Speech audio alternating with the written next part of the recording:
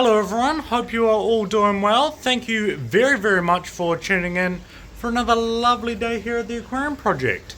I have been busy rearranging some fish today and yesterday. Actually, mostly yesterday, but I didn't show you yesterday. So what we'll do is I'll quickly show you what I've done and what the plan is of what I'm gonna do. And then what we'll do is we'll jump into a bit of one of our discussion topics, which I think will be interesting, but only really applicable for people in New Zealand. So, yeah, without further ado, let's get into some of the more interesting stuff. Sorry, I know I just said without further ado, but some more adieu. If you haven't already, please make sure to like and subscribe and all that good stuff. And check out the podcast we do called 3 Idiots Talk Aquariums Podcast. I'll leave that pinned in the top comment. But yeah, we got an episode today about live foods, so all types of worms and bugs and stuff, and why they're interesting and why they're cool. So yeah, we do that with Cam from the Fish Room and Ryan from African Cichlids Direct NZ. So yeah, hopefully you guys find that interesting. But now, without further ado, let's look at what I've done. So this aquarium here, if you've been following the channel for any length of time, you will, or actually the shop, you'll recognize this is where our Geophagus tubhost fry used to be.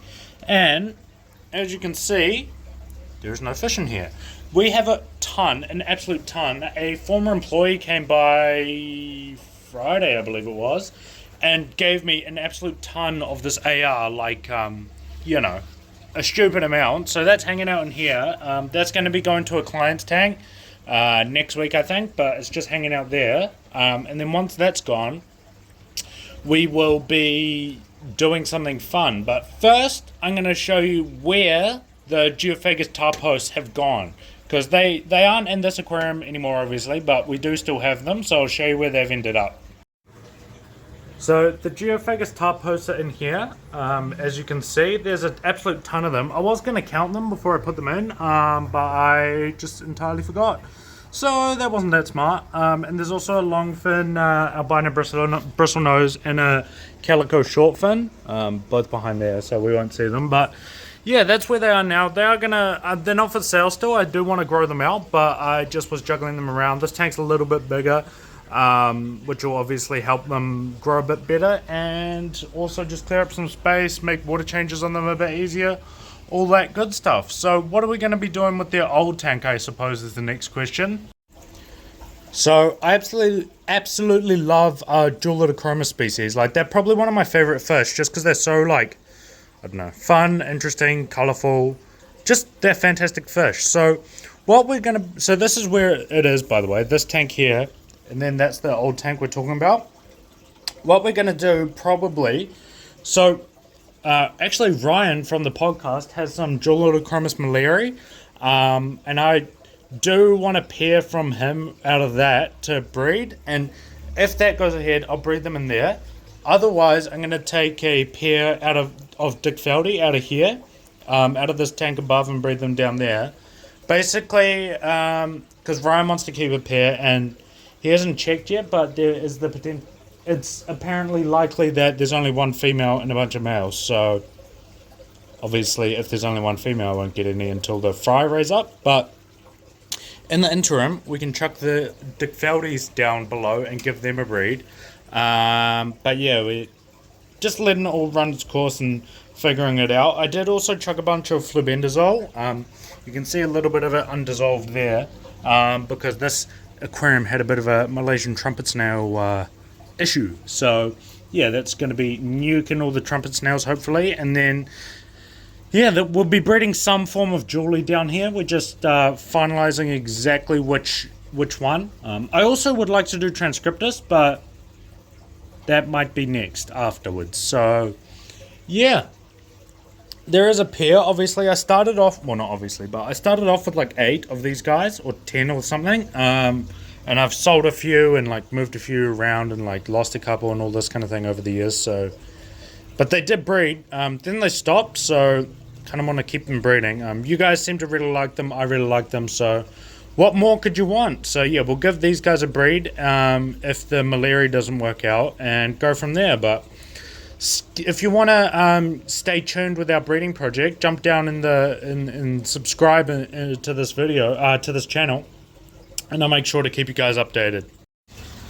So this is what we're going to be talking about. The text is probably backwards, but this is the Wunder Tonic. Wunder is the brand, I believe. Actually, I'm not actually sure. I believe Wunder is the brand, and then it's called Tonic. So that is distributed by a company in New Zealand.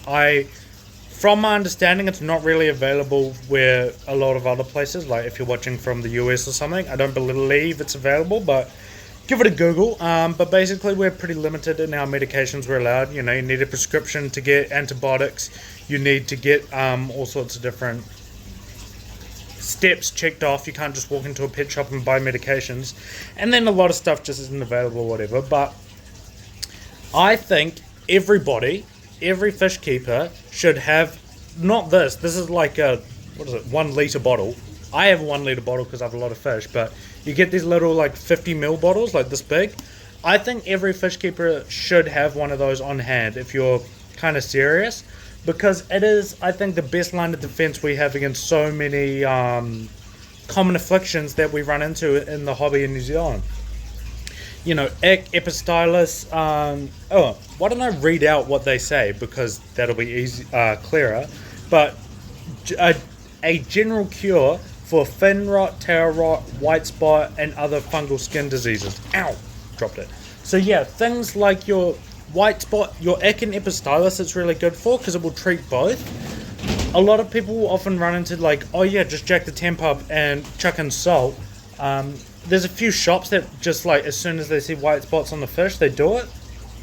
And oftentimes we'll get people coming in like, it's just getting worse, it's just getting worse. I'm like, alright, just forget about that, chuck some of this in and you'll be set. Because it will treat both. It's not even if you misidentify it, even if you're like, oh, I've got Epistylis, but you've actually got ick, doesn't matter, treats both. Plus heaps of other stuff like your fin and tail rot, like your infections, your illnesses, basically.